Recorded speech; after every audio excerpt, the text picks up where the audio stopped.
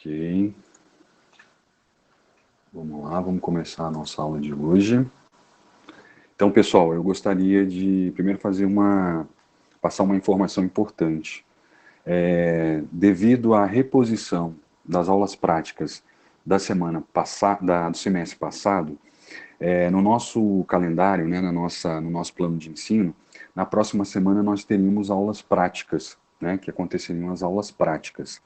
Então, devido os laboratórios da universidade estarem de alguma forma focados nas reposições do semestre passado, né, durante esse mês, então não foi possível conseguir fazer o agendamento do nosso laboratório para a nossa aula prática, tá bom? Isso não quer dizer que a gente não vai ter essa aula prática, ela será só realocada para uma nova data, tá bom? Aí eu passo direitinho para vocês. Então, na próxima semana nós teremos uma atividade, teremos uma aula normal, só que não será uma aula prática, será uma aula remota como a gente está fazendo, tá bom? Então, desculpe aí, gratidão pela compreensão de vocês, desculpem o problema, né? Mas é uma contingência realmente de tudo aquilo que a gente está vivendo, tá bom? Mas essa aula será reposta num determinado momento, tá? Então é bem provável que eu puxe alguma aula que está lá na frente para que a gente possa ter um dia livre para poder fazer a reposição dessa aula, tá bom? Então fiquem tranquilos que nós teremos atividade prática como descrita no nosso plano de ensino, tá bom? Então, dito isso, vamos começar a nossa aula. Então, vocês lembram que semana passada nós falamos sobre a parte de perigos, né, tanto perigos químicos, físicos quanto biológicos, e agora nessa aula, então, a gente dá sequência, e aí a gente vai falar, então, de fatores intrínsecos e extrínsecos presentes nos alimentos que podem gerar um maior ou menor crescimento de micro-organismos, tá certo? Então, por que que um alimento é mais propício para o crescimento de micro-organismos e por que um alimento é menos propício, tá? É isso que nós vamos falar. E também vamos falar sobre o ambiente, né? Alguns ambientes são mais propícios ao crescimento de micro-organismos e outros ambientes são menos propícios ao crescimento de alguns micro-organismos, tá bom? E ao final a gente fala sobre micro-organismos indicadores, para que serve, quais são e qual a finalidade deles dentro da microbiologia e higiene dos alimentos, tá bom? Então vamos lá. Então, dando sequência à nossa aula, tudo isso aqui nós já vimos, né, na aula anterior. Então vamos lá ao que nos interessa. Então são os fatores de crescimento de micro-organismos. Então, como eu já havia relatado para vocês e iniciado a nossa conversa, existem fatores que são primordiais para o crescimento de micro-organismos em alimentos, tá certo? Então, um deles, por exemplo, é a atividade de água. E a gente vai ver de forma pormenorizada, mais aprofundada, por que a atividade de água ela é considerada um fator de crescimento de micro-organismos. Como isso acontece? Né? Outro fator também é o pH. Cada micro-organismo vai se desenvolver, né, de forma lag, vai ter o crescimento acelerado, dependendo do tipo de pH que o alimento se encontra, o ambiente se encontra, ok? Presença de oxigênio, né, ou o potencial oxirredutor, ou o que a gente também chama de potencial redox. Quer dizer, a gente está falando aí da presença ou não do oxigênio. Então, o oxigênio tem uma funcionalidade muito importante e ele vai ser definidor de quais micro-organismos vão crescer com a sua presença e quais não crescerão, e vice-versa, né? Faltando oxigênio, alguns micro-organismos tendem a crescer mais rapidamente, tendem a se desenvolver, e o contrário também é verdadeiro. A gente vai ver isso de forma pormenorizada na aula de hoje. Nutrientes também, né? Então, dependendo do tipo de nutriente que o alimento é composto, ele vai de alguma forma propiciar o crescimento de alguns micro-organismos específicos, né? Então, a presença de alguns nutrientes em alimentos geram um maior desenvolvimento e um maior crescimento de alguns micro-organismos, tá? Algumas substâncias presentes em alimentos podem gerar uma diminuição do crescimento. A gente chama isso de fator microbiostático ou microbicida, tá? Então, alguns alimentos possuem substâncias que promovem a degradação de micro-organismos, tá? Por própria defesa. Então, devido às condições ambientais onde esse alimento cresce, ou devido a algumas condições ambientais, esse alimento ele acaba produzindo substâncias que vão gerar um efeito microbiostático ou microbicida. A gente vai falar direitinho sobre isso, como é que isso acontece. Interação com outros micro-organismos. Então, você tem micro-organismos que são muito seletivos, então eles precisam de um ambiente específico e que não haja concorrência, né? Para os nutrientes ali presentes, enfim, para aquelas condições que o alimento proporciona para ele.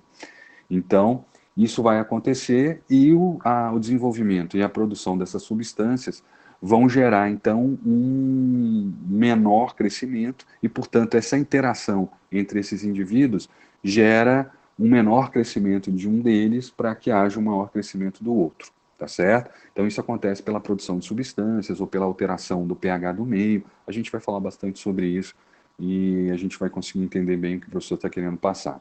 E estruturas biológicas. Existem estruturas presentes em alimentos que são pouco favoráveis ao desenvolvimento de micro-organismos, tá? Então, essas substâncias, pela sua composição molecular, elas impedem que haja a entrada de micro-organismos ou até mesmo que eles consigam, de alguma forma, obter nutrientes para gerar o seu crescimento, seu desenvolvimento, né? Gerar produção de energia, né?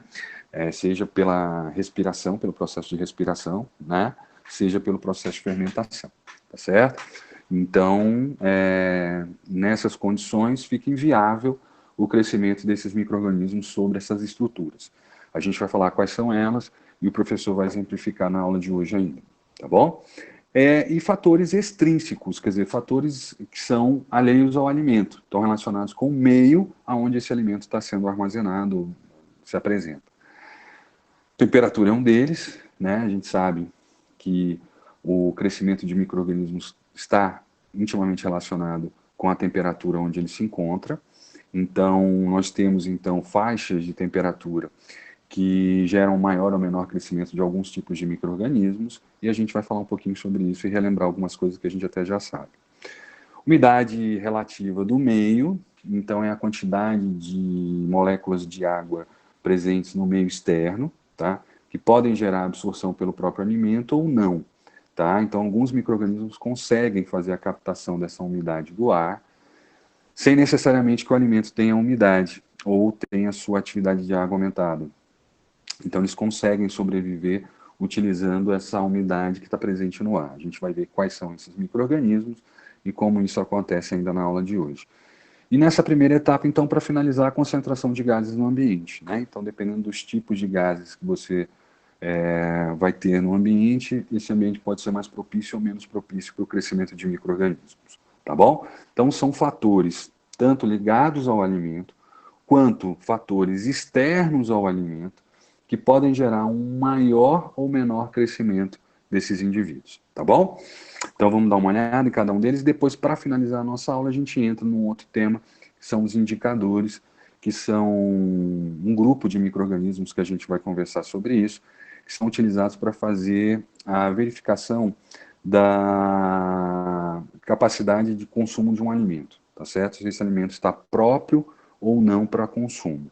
Então, dependendo do aparecimento e da presença e da quantidade desses micro-organismos presentes no alimento, a gente pode definir se esse alimento está próprio ou impróprio para consumo, tá bom? Então, a gente vai falar sobre isso e são os micro-organismos indicadores que determinam isso para a gente dentro do laboratório. Então, vamos lá. Vamos dar uma olhadinha, vamos lá, cada um deles, aprofundar esse nosso tema, conversando um pouquinho sobre esses fatores. Então, começando pelos fatores intrínsecos, tá? Então, vamos falar agora um pouquinho sobre atividade de água. Tá ok? Então, vamos lá. O que é atividade de água? Atividade de água é um parâmetro que é utilizado em laboratório para a gente saber a quantidade de vapor que um alimento exala ou elimina quando ele é submetido a temperatura e pressão, tá certo? Então, essa quantidade de vapor que é eliminado de um alimento, ele vai determinar o que a gente chama de água livre, tá certo? E o que é uma água livre? Então, você tem dois tipos, basicamente, de águas presentes no alimento, tá? Moléculas de água presentes nos alimentos. Você tem aquela molécula de água que está ligada a outra molécula de água. Então, essa água que está ligada a outra molécula de água e que está dentro do alimento, ela é muito fácil de ser movimentada e ser utilizada por micro-organismos, tá certo? Por quê? Porque como ela está ligada a outra molécula de água, essa ligação é uma ligação por ponte de hidrogênio, é uma ligação muito frágil e ela consegue ser quebrada com muita facilidade. Então, uma molécula de água que está ligada a outra molécula de água dentro do alimento, ela facilmente será consumida por um micro-organismo, tá? E quanto mais moléculas de água livres, quer dizer, essa molécula de água ligada a uma outra molécula de água, que você tiver no seu alimento, mais fácil será a possibilidade de crescimento de micro-organismos nesse alimento, tá? Então, essa molécula de água ligada a outra molécula de água, nós vamos chamar então de água livre, tá certo? E como o professor já falou, ela é uma molécula de água de fácil utilização, porque a ligação que existe entre elas é muito fácil de ser quebrada e, portanto, é uma água, né, uma molécula de água que pode ser utilizada com muita facilidade, tanto por micro-organismos, quando em aquecimento, é ela que faz aquela fumacinha, o vapor da água, tá bom? Porque ela está ligada realmente a outra molécula de água. Então a gente chama isso de água livre, ou molécula de água livre. A gente chama de água livre, tá? Ok.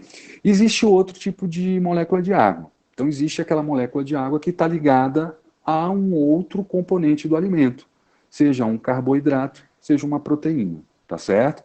Gordura não, porque elas são immiscíveis, né? Elas não se ligam. Mas se tiver ali uma substância emulsificante, ela vai fazer a ligação à substância emulsificante. Mas, enfim, no caso específico da molécula de água presa, ou molécula de água ligada, esse é o nome mais adequado, água ligada, essa molécula está ligada a um outro componente, que não outra molécula de água. Então, nesse caso, ela tem uma ligação mais forte. Normalmente são ligações de Van der Waals, são ligações diferentes de pontos de hidrogênio. E essas ligações são mais fortes e são mais difíceis de serem quebradas, tá certo? Então, uma molécula de água ligada a uma proteína, a um aminoácido, uma molécula de água ligada a um açúcar redutor, um carboidrato, você tem então essa ligação mais forte. E, portanto, mesmo que eu aqueça esse alimento, ela não consegue se desprender. Então, essa molécula de água que está ligada a esses componentes, chamada de água ligada, né, elas, mesmo que eu aqueça o alimento, elas não vão formar aquela fumacinha, tá? Então, por isso, quando a gente leva o alimento, né, ou essa amostra para o laboratório e coloca num equipamento e aquece e coloca a pressão, o que sai é a água livre e o que fica é a água ligada. Então, esse fator que é obtido através do aquecimento do alimento e da liberação de vapor, a gente vai chamar então de atividade de água, ou AW, ok? Então, a atividade de água seria basicamente a quantidade de água livre que um alimento tem. Portanto, a quantidade de água que é possível ser utilizada facilmente dentro do alimento por micro-organismos, tá certo? Então, a gente pode dizer que quanto maior o AW de um alimento, mais perecível um alimento será. Quanto menor o AW de um alimento, menos perecível esse alimento será, tá certo? Sempre lembrando que antigamente a gente falava alimento não perecível, não existe. Tudo é perecível, né? Até o ferro, até a pedra. Então a gente chama hoje de semi-perecível, tá? Ou a palavra mais comum é semi-perecível, tá? A mais atual, mais moderna. Então, o que acontece? Toda vez que eu tenho um alimento e eu verifico o AW desse alimento, quanto mais próximo de 1 for, mais água livre esse alimento tem, tá? Que seria, como padrão, a água destilada, seria o 1, tá? E quanto menor esse índice de AW, menor é a quantidade que esse alimento tem de moléculas de água livres, ou de água livre. Portanto, menor será a capacidade de micro-organismos crescerem sobre esse alimento, tá ok? Agora, prestem bastante atenção. Água livre, ou AW, é diferente de umidade. Umidade seria a quantidade total de água livre e água ligada que um alimento tem, tá certo? Então, teoricamente, a umidade seria a quantidade total de moléculas de água presentes no alimento, enquanto o AW seria a quantidade total de água livre presente no alimento. E aí o professor vai explicar uma coisa que você vai entender rapidamente fazendo uma analogia. Você tem lá o bacalhau, o peixe bacalhau, né, ou qualquer tipo de peixe. Então o peixe ele possui uma umidade muito alta, porque ele possui muitas moléculas de água, seja livre ou ligada, presentes naquela estrutura, naquele alimento. Ok? O peixe. Portanto, a umidade dele é alta e o AW dele é alto, porque essas moléculas de água estão muito mais ligadas às outras moléculas de água do que a proteínas e aminoácidos, vamos dizer assim. Ok, por isso que os peixes, sem nenhum tratamento, o peixe em si, ele possui uma alta perecibilidade, porque ele tem muita umidade e a atividade de água dele é muito alta, é próximo de 1, tá? Então existe muita água livre ali dentro. Porém, se eu fizer o processo de salga nesse peixe, eu pegar lá sal, cloreto de sódio, e colocar nessa proteína, nesse tecido proteico do peixe, o que vai acontecer? O cloreto de sódio ele é hidrofílico, então ele consegue fazer ligações muito fáceis com moléculas de água. Quanto mais sal eu colocar ali, mais moléculas de água livre vão se ligar ao cloreto de sódio, portanto vão se transformar em água ligada, ok? Então, o que acontece? Quando eu pego um bacalhau, um peixe que foi tratado e adicionado de sal, eu vou ver que a umidade dele é alta. Então a quantidade de água livre e água ligada dele é bastante alta, assim como do peixe que não sofreu o processo de bacalhau, que não sofreu o processo de sal. Mas, quando eu faço o AW dele, aí eu vou ver que o AW dele é muito baixo. Por quê? Porque ao adicionar o cloreto de sódio, que é hidrofílico, quer dizer que reage muito facilmente com moléculas de água, essa água, então, que era livre, começa a ficar ligada. E aí poucas moléculas de água livre vão restar no alimento, gerando, então, uma diminuição do AW desse produto, não alterando a umidade, mas diminuindo a concentração, o índice de atividade de água desse alimento. Também, exatamente, as carnes também vão ter esse mesmo processo. Quando eu pego e faço charque, você vê, a carne natural, normal, o que acontece? Ela é muito perecível. Por quê? Porque ela tem uma alta umidade e um alto AW.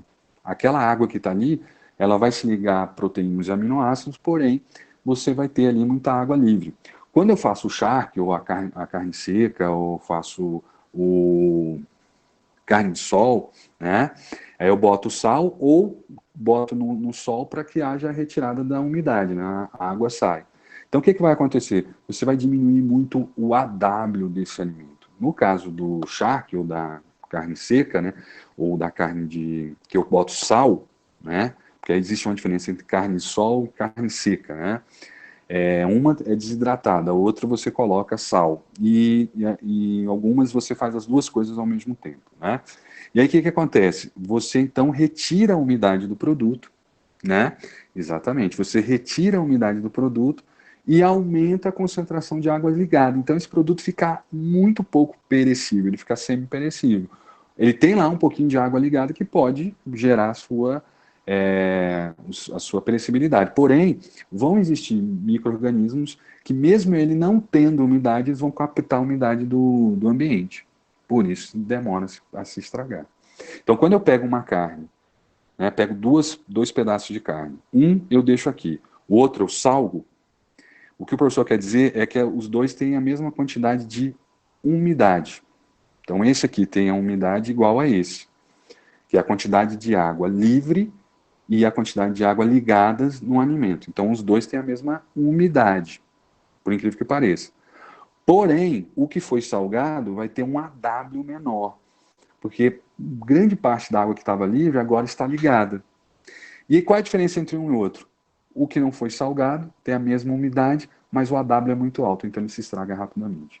Qualquer micro-organismo que chegar, por ter a possibilidade de utilizar essa água presente ali no tecido muscular, né, naquele tecido da carne, ela vai então se desenvolver muito facilmente e degradar aquele produto. Já a carne salgada, ela tem bastante umidade, mas aquela água ali não está disponível para o micro-organismo. Ele, mesmo que entre em contato com aquele produto, ele não vai conseguir fazer a degradação porque não existe água para ele poder utilizar.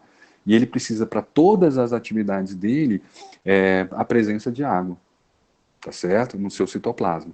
Então, ele não vai conseguir se desenvolver ali. Apenas aqueles micro-organismos que conseguem fazer a captação da umidade do ar e fazer o processo de degradação, porque ele não precisa de água no alimento, ele consegue captar no ar e essa água captada pelo ar, ele consegue fazer o processo dele de degradação. Tá? Mas aí também o ar, o ambiente tem que ter umidade. Se também não tiver umidade, aí o alimento não vai se estragar, professor? Não, ele se estraga porque não é só um micro-organismo que degrada o alimento. As enzimas presentes no alimento também fazem esse processo de degradação, tá certo? Mas ele vai demorar mais tempo para poder se estragar, para poder se degradar.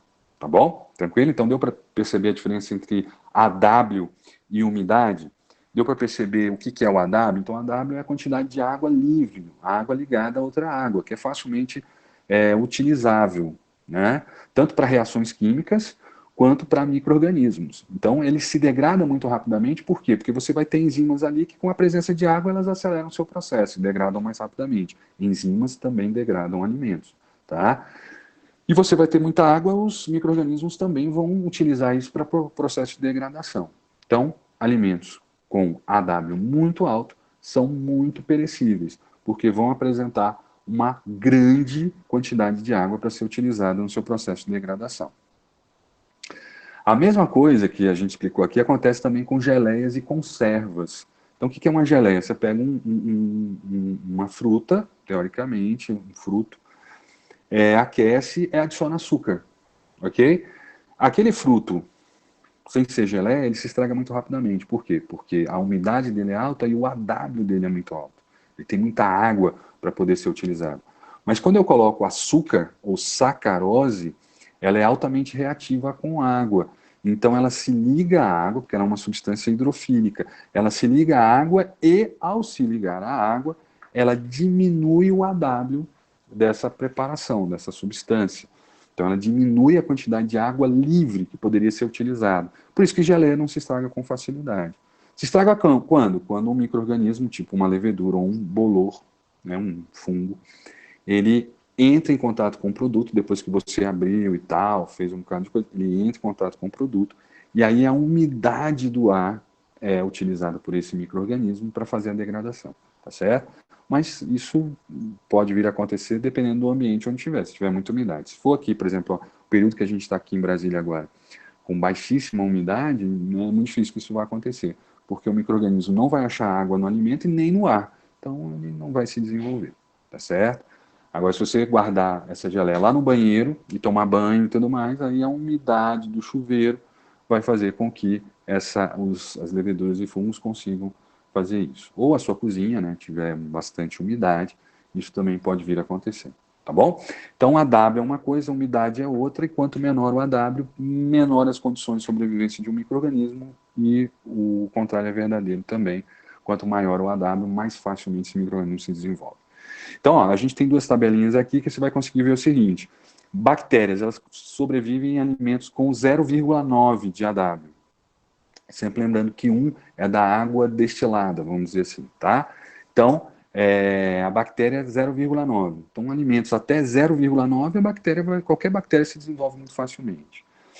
Já leveduras têm uma resistência maior e conseguem degradar alimentos com baixo AW. Então, já em 0,88, ela ainda consegue se desenvolver sem problema algum. Bolores ainda têm maior resistência, eles conseguem se desenvolver em AWs muito baixos, olha lá, 0,8.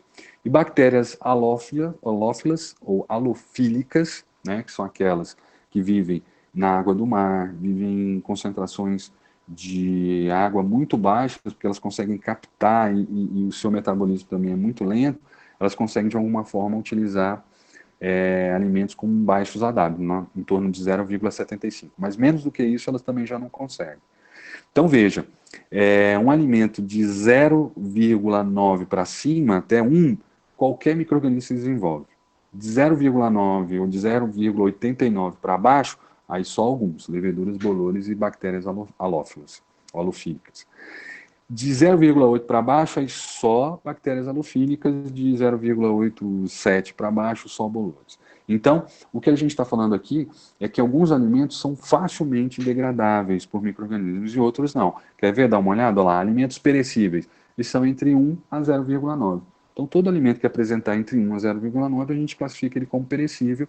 E se não houver condições, sabe? Não, fica tranquilo, isso daí é mais expositivo.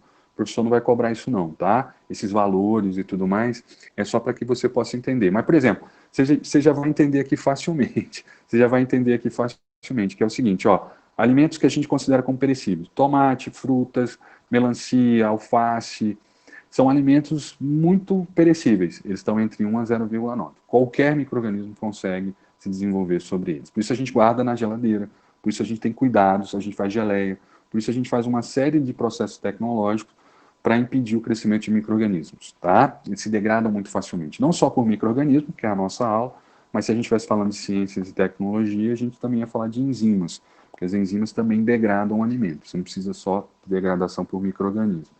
As próprias enzimas do alimento fazem um processo de degradação. Olha lá, geleias e conserva. Ó, geleia e conserva é 0,8 a 0,75. Dá para crescer leveduras, né, bolores, basicamente, e bactérias halófilas, ou halofílicas, né, em geleias e conservas. Por quê? Porque tanto na geleia eu coloco a sacarose, que é uma substância hidrofílica, quanto nas conservas normalmente se coloca cloreto de sódio, que é o sal, também é outra substância hidrofílica. Se ligam às moléculas de água, que antes estavam livres e agora passam a ser ligadas. E os micro-organismos não conseguem ter acesso a essa água, tá certo? Frutas secas e mel. Então, frutas secas e mel. Por que o mel não se estraga com facilidade? Porque é 0,65 a 0,6. Então, ele não tem água livre suficiente para que um micro-organismo possa se desenvolver ali dentro. O mel estraga, professor? Por mel estraga, por escurecimento enzimático, né? Enzimas presentes dentro do mel vão promover esse processo de degradação, mas isso vai acontecer anos, vai demorar anos para que isso venha acontecer, tá certo?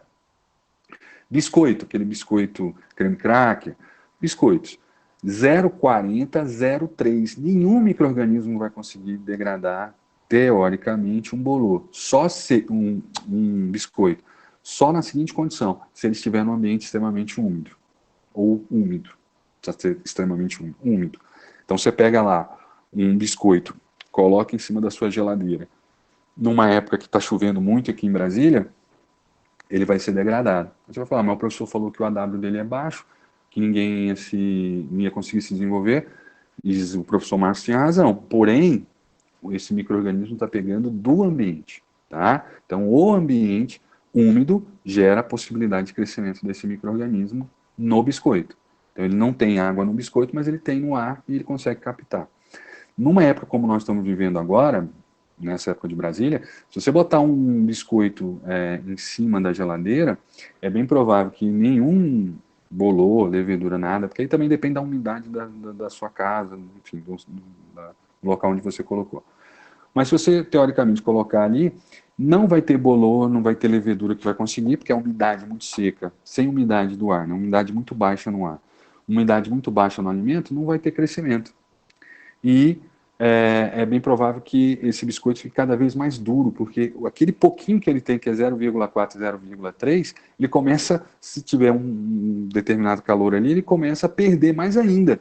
E aí ele fica extremamente duro, chegando ao ponto de se quebrar, já que não tem ali moléculas de água para gerar essa maior maciez, ele acaba trincando e quebrando. Leite em pó, aí menos ainda, né, porque pelo processo tecnológico você tem mais retirada ainda, por isso que o leite em pó dificilmente consegue se estragar, até mesmo pela ação de enzimas. Mas o que acontece? Se você abre a lata, deixa entrar ali bolores de leveduras e, enfim, de fungos, e você tem umidade, ele fica próximo de um ambiente onde gere umidade, aí o leite também se estraga. Ele pode se estragar até antes do prazo de validade. porque aí você está dando condições para que o ambiente possa gerar condições favoráveis para o crescimento de micro-organismos, tá bom? Então, acho que aí a gente conseguiu entender isso aí direitinho. Mas qualquer coisa, moçada, é só é, pedir alguma coisa que o professor responde, tá bom? Então, vamos lá. Então, próximo. Então, a W ficou. Vamos para o próximo fator intrínseco, pH. Então, é a quantidade de elétrons que você tem, né, dentro de uma determinada substância, que vai gerar o pH, que pode ser neutro, próximo do neutro, ou alcalino ou ácido, tá certo? Então, a quantidade de elétrons presentes ali naquela substância vão gerar um meio alcalino, um meio ácido ou um meio neutro, tá certo? Ou os intermediários aí dessas possibilidades. Então, alguns micro-organismos conseguem sobreviver muito facilmente a meios com pH muito baixo, meios ácidos, tá? Então, por exemplo, você tem exemplos muito simples, são os probióticos. Então, esses micro-organismos presentes no nosso trato gastrointestinal, eles são, na grande maioria, muito resistentes a pHs baixos. Por quê? Porque eles podem colonizar uma região do trato gastrointestinal mais alta, onde eles vão sofrer a ação do suco gástrico, e o nosso suco gástrico é extremamente ácido, né? Eles também vão ter contato com substâncias relativamente ácidas e eles precisam ter resistência em relação a isso. Então, normalmente, os probióticos ou micro-organismos presentes na flora de animais, principalmente mamíferos ou animais de sangue quente, a gente vai perceber que eles são altamente resistentes a pHs ácidos, tá certo? Então, não há problema nenhum. Você tem micro-organismos que degradam frutos, né, ácidos, né, frutos cítricos. Então, esses micro-organismos têm alta resistência a pHs baixos, né, pHs mais ácidos, tá? Então, é muito comum você ter micro-organismos que são resistentes a pH mais baixos, ok? Alguns, mas a grande maioria não. Eles vivem ali em pHs que a gente chama próximos do neutro, próximos a 7. Mas pode chegar até 5, 6, eles conseguem sobreviver sem problema. Mas a grande maioria, principalmente os patogênicos, tá? Eles vão, na sua grande maioria, eles vão sobreviver ali em pHs ali entre 7, vamos botar aí 8,5, 7,8, que seria já um meio alcalino, até 4,6, 4,7, 4,8, tá bom? Seria mais ou menos o pH do nosso suco gástrico, tá? Mas esses patogênicos, tá bom? Porque a gente tem micro-organismos patogênicos que são resistentes ao suco gástrico, tá certo? Então, na sua grande maioria, eles vão estar ali dentro de uma neutralidade em termos de pH, na sua maioria, tá? O cacau, eu acho que ele tem uma alcalinidade. As carnes também são muito alcalinas, tá? Então, tudo que tiver proteína em grande quantidade, ele tende a ir para a alcalinidade, tá bom? Então, se você pega, por exemplo, você faz a medição de pH de um bife, você vai ver que ele é um pouquinho a mais de 7. Então, ele vai gerar ali um 7,4, 7,6, 7,8, dependendo, tá? Se você pega ovo, tudo mais, tudo aquilo que tiver uma alta concentração de aminoácidos tendem a gerar uma certa alcalinidade, tá certo? Porém, nada como uma soda cáustica, nada como um produto altamente alcalino, tá? Um produto com muita proteína não vai chegar a 8 de pH, mas isso já é um meio alcalino, tá? Então, os micro-organismos conseguem sobreviver sobre esse levemente alcalino, levemente ácido. A grande maioria, levemente alcalino, levemente ácidos, tá? Então, você pega, por exemplo, leite, pela composição de água que ele tem e tudo mais, ele vai dar lá uma neutralidade, indo quase para uma acidez, mas muito pouco. Porque aí depende também dos micro-organismos que vão estar ali presentes. Então, já que tiver a presença ali de acidófilos, aí ele já baixa mais. Mas ele está quase ali na neutralidade, vamos dizer assim, o leite. Você pega um queijo, ele já é mais alcalino. Tá? O queijo, ele já... Porque ele tem uma concentração de caseína muito grande, que é uma proteína, que é composta de aminoácidos. Então, isso gera alcalinidade. Se você pega já uma coalhada, é bastante ácida. Por quê? Porque micro-organismos ali presentes vão utilizar a lactose para poder fazer o processo de fermentação e produzir ácido lático. E essa é a forma que esses micro-organismos têm de eliminar a concorrência. Tá? Então, o cacau é bem provável que ele possa ter uma alcalinidade, no sentido de o teor de proteínas dele for mais acentuado. Tá? Então, basicamente, dentro de alimentos, o que tiver proteína e aminoácidos, ele tende a uma alcalinidade, mas aí a gente tem que ver a composição, porque ele pode ter muita proteína e muito aminoácido, mas também ter muito açúcar.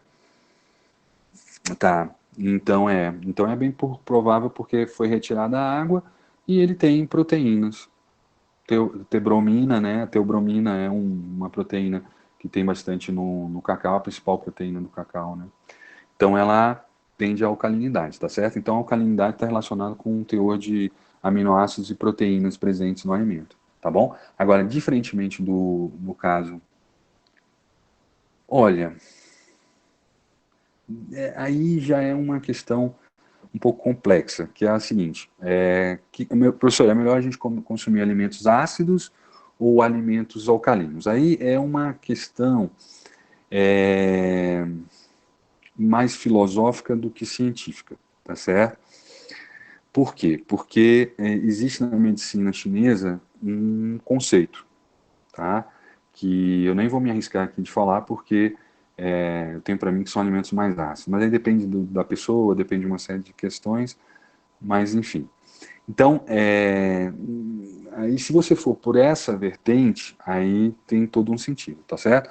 Mas num sentido mais científico, que eu acho que é o que a gente tem que colocar aqui, independente do que o professor acredite ou não, enfim, né, uma questão mais científica, cientificista, cartesiana, a gente tem que lembrar que o nosso organismo, ele consegue, por sistema de tamponamento, fazer o equilíbrio entre alcalinidade e ácidos dentro do nosso processo digestivo, tá certo? Então, o que acontece? O nosso organismo, ele possui um sistema de tamponamento. O que é isso? Um sistema de equilíbrio de pH, tá? Que acontece por várias estruturas que nós temos, mas a principal é a bile, tá? Aonde ele faz uma diminuição e um equilíbrio, portanto, tamponamento, de substâncias presentes na nossa alimentação, tá certo? Então, o estômago, ele vai jogar esse ácido gástrico para promover o processo de degradação, principalmente de proteínas, tá? Ele joga essa substância ácida para facilitar o processo digestivo, onde você tem ali a degradação de várias moléculas, de várias estruturas, que depois serão absorvidos pelo nosso trato gastrointestinal, seja no intestino delgado ou no intestino grosso, tá? Mas principalmente no intestino delgado, porque no grosso é só sais minerais e água, né?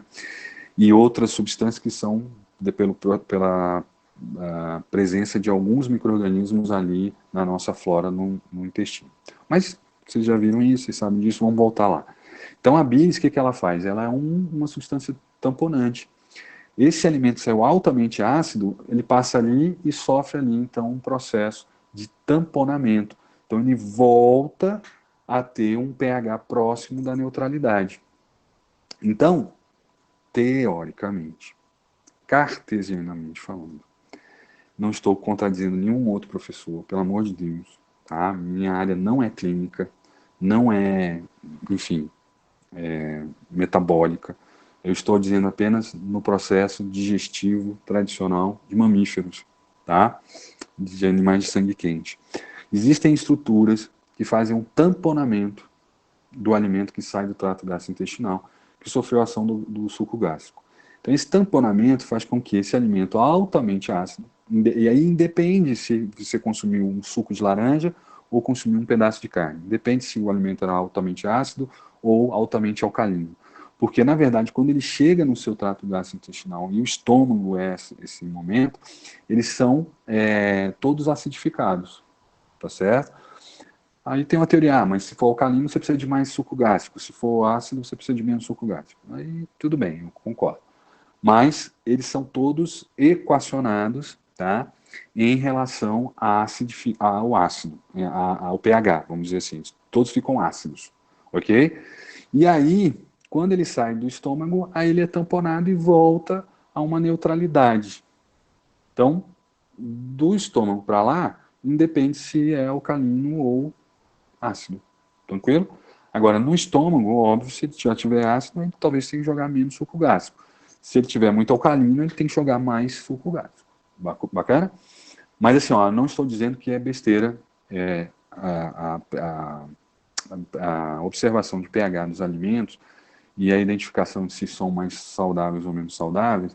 Isso é um conhecimento milenar chinês e que pode ser utilizado dentro de uma terapêutica mais atual, tá certo? Porém, não é o que a gente está colocando aqui, tá certo? Então, esse micro-organismo que chegou por um alimento ácido ou por um alimento alcalino, quando ele vai para o estômago, aí ele sofre a ação independente, ele vai ter lá um pH próximo de 4, tá certo? Que é muito ácido. Nosso estômago trabalha com uma acidez muito grande. Se você colocar um prego ali dentro e jogar o suco gástrico, e isso acontecer com bastante frequência, você derrete o prego. É óbvio que, num tempo, né, não é uma coisa que acontece como um alimento, mas se você fizer isso todo dia, colocar lá um suco gástrico e tal, vai chegar um determinado momento que ele vai se degradar. Tá? Mas por que então o nosso se degrada prego? Por que o nosso estômago não? Porque o nosso estômago ele é reposto, são células repostas com muita frequência. E ela possui um sistema de resistência à acidez muito grande. Né? Então, mas aí voltando para a nossa aula, né? Então, micro-organismos vão estar mais, vamos dizer assim, à vontade em alimentos alcalinos do que em ácidos. E outros vão estar mais à vontade em alimentos mais ácidos do que alcalinos. Por exemplo, vou dar um exemplo aqui básico.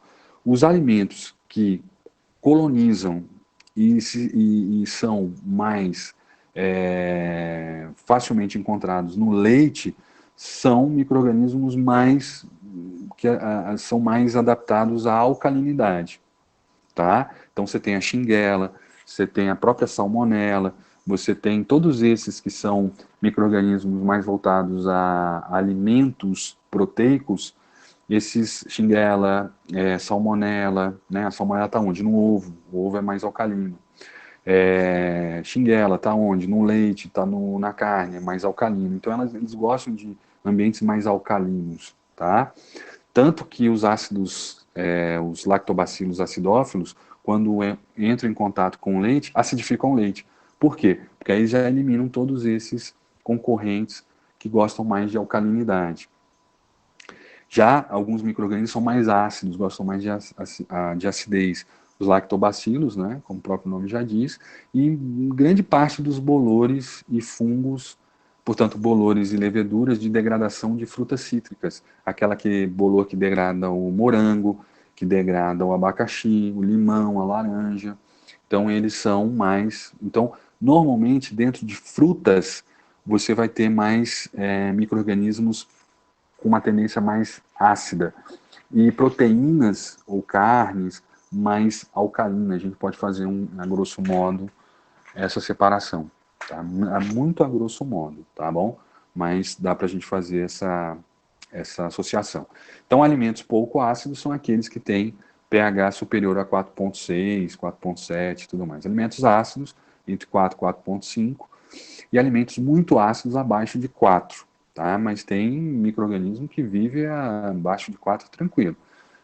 Bolores e leveduras de frutos cítricos, tranquilamente. Algumas bactérias, até o Staphylococcus também, ele pode estar no meio mais ácido que ele não tem tanto problema, só não pode estar muito ácido.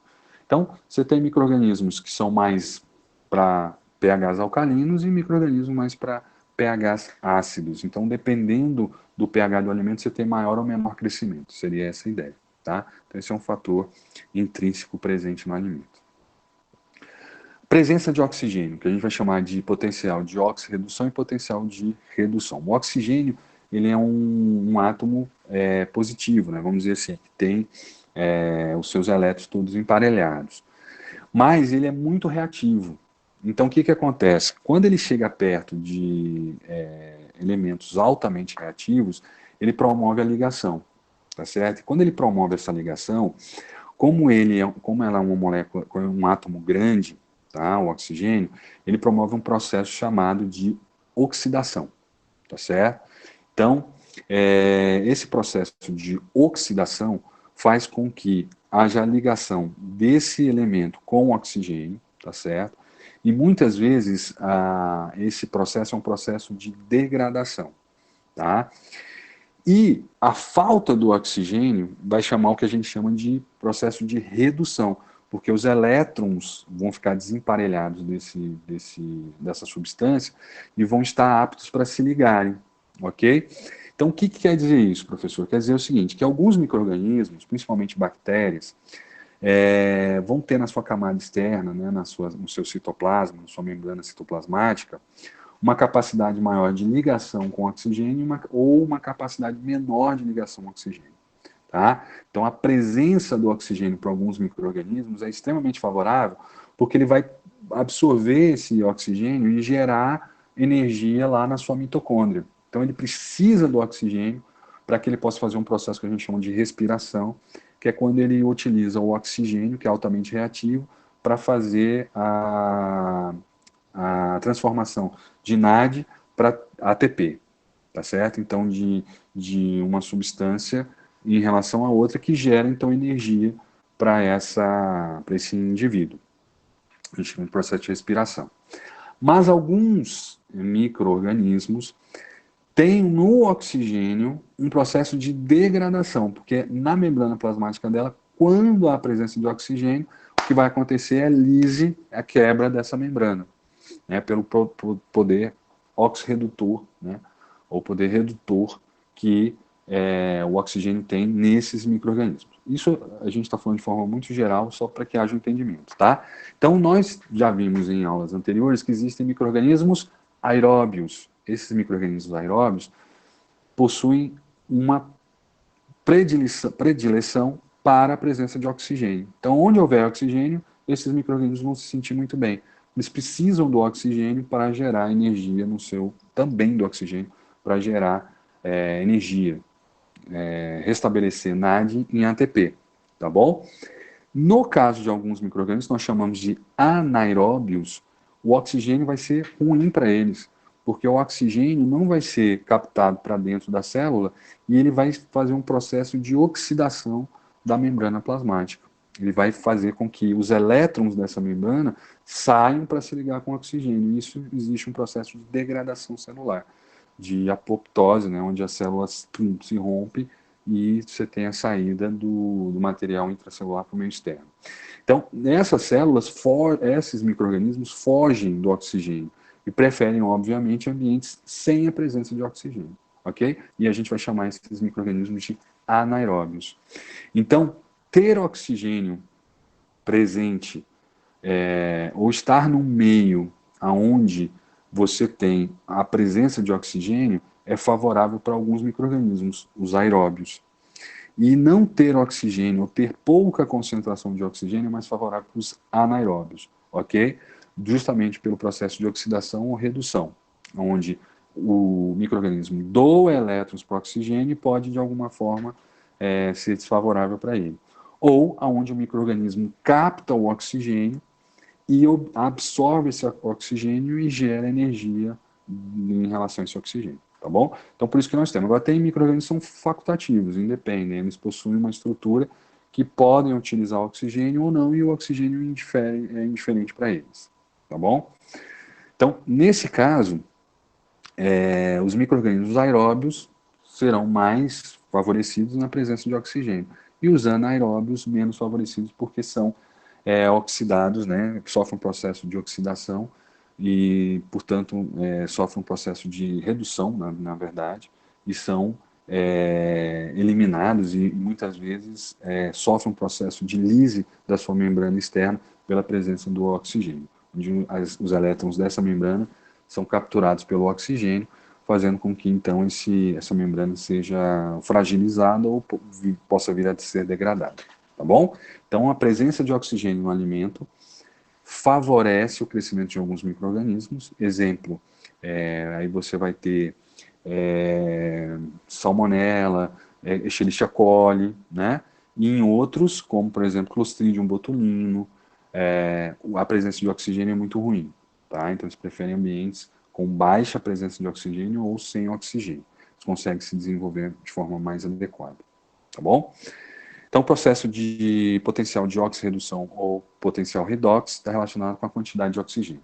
Quanto maior a quantidade de oxigênio, melhor para os aeróbios. Quanto menor, melhor para os anaeróbios. Ok? Tudo isso devido à alta reatividade do oxigênio. O oxigênio está sempre se ligando a outras substâncias, principalmente aquelas que têm uma carga negativa. Então, ele vai lá e se liga muito facilmente. E essa ligação são ligações muito fortes. E aí se promove, então, quanto mais oxigênio você tiver, maior a oxidação daquele produto.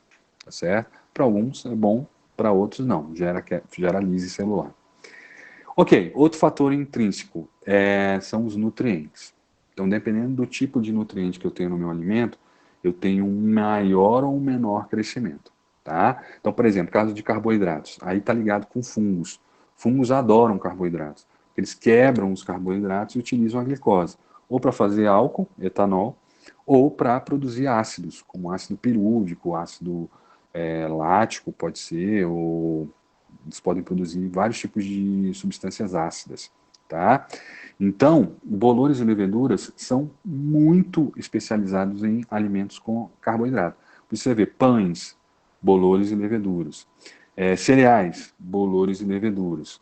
Leguminosas, bolores e leveduras. São esses micro-organismos que vão atuar sobre essas estruturas. Tá? Proteínas, aí está mais ligados às bactérias.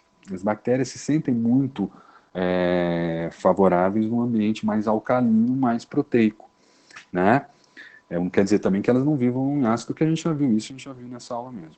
Mas assim, ambientes com muita proteína é muito bom para bolores também, né? Não deixa de ser, mas aí é muito mais para bactérias, porque elas precisam desses aminoácidos que vão ser degradados para que elas possam fazer estruturas internas, repor algumas estruturas e produzir toxinas e substâncias, enfim, intracelulares. Então, as células, principalmente as bactérias, são muito, têm uma afinidade muito grande a alimentos à base de proteína. Mas aí está mais para o pH, viu? Porque também, quando você tem carboidratos em grande concentração, você tende a ter uma maior alcalinidade, levando à necessidade de maior produção de ácido, né? Então, assim, o carboidrato, ele gera uma alcalinidade, porém, quando ele é degradado, ele vai se transformar em um ácido. Mas, enfim, é complicado. Eu não gosto de entrar muito nisso não, porque não é muito a minha seara. Mas os alimentos tendem a estar dentro de uma neutralidade, ok? E o nosso organismo acaba, de alguma forma, agindo de forma contrária, até para fazer o processo digestivo. Então, quando um alimento é muito alcalino, a gente tende a jogar mais ácido. Quando o alimento é ácido, a gente tende a jogar menos ácido. Nosso sistema ele tem essa capacidade de fazer essa modulação, né? Então é meio complicadinho, mas assim, uma grande parte dos alimentos estão dentro de uma neutralidade, uma faixa de neutralidade. Eles não são muito ácidos nem muito alcalinos, né? Mas aí depende dos micro-organismos, porque, por exemplo, quando uma levedura promove um processo de fermentação dentro de um carboidrato, ela vai transformar esse alimento em algo ácido, né? Porque as substâncias que vão vir, o álcool, a outras substâncias, são mais ácidas, e aí vão gerar uma maior acidez. Aí é complicado, porque também não é uma coisa assim tão geral, e é difícil a gente falar assim de forma geral, farinhas, porque depende muito do que está composto ali naquela farinha, do que tem junto com a farinha, que pode aumentar ou diminuir o pH desse produto. Mas desculpa, às vezes eu não consigo assim responder porque não é muito a minha área. Mas dentro da nossa área, o que quer dizer? Proteínas é mais para bactérias, tá? Carboidratos mais fungos, tá?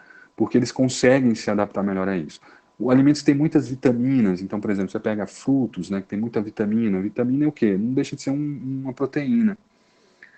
Ah, sim, beleza. Depois eu vou olhar direitinho qual foi o seu comentário direitinho, que eu passou rápido. Aí qualquer coisa eu te respondo no chat ou pelo próprio mundo, beleza?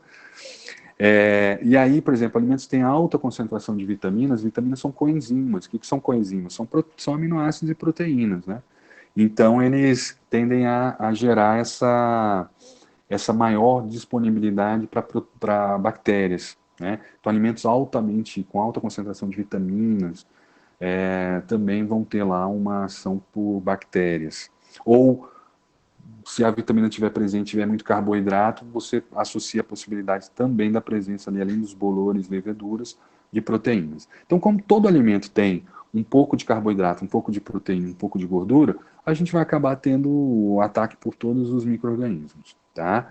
Desde que você tenha água, porque todo esse processo de quebra para obtenção de proteína, obtenção de carboidrato, é feito através de um processo de hidrólise. Então, há necessidade da presença da água. Por isso que a água é tão importante. Por isso que ter água livre no alimento é tão importante. Porque ele só consegue fazer esse processo com a presença de água. Porque todos os processos são através de hidrólise, né? Da quebra de ligações químicas com a presença de água, com a atuação também, né, das moléculas de água.